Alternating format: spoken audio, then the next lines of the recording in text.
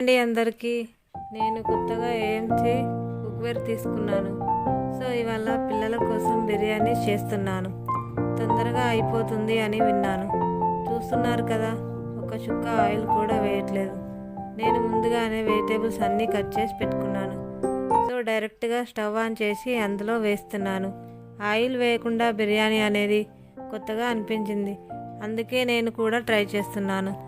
మొత్తానికి ఆయిల్ వేయకూడదు అనేం లేదు, మనకి టేస్టీ కోసం వేసుకోవచ్చు. కానీ ఆయిల్ ఫుడ్ కూడా ఎక్కువ తినకూడదు.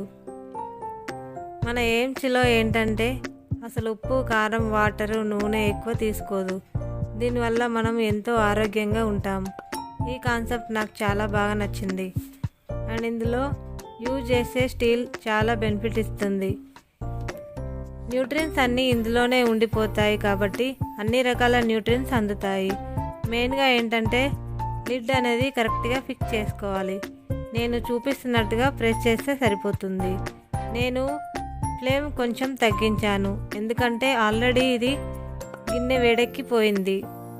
మీరు చూస్తున్నట్టయితే లిడ్ పైన మనకి రీడింగ్ ఉంటుంది, టర్బో అండ్ సాఫ్ట్. నేను బిర్యానీ చేస్తున్నా కాబట్టి రెడ్ మార్క్ టర్బో చివరి వరకు ఉంచుతున్నాను.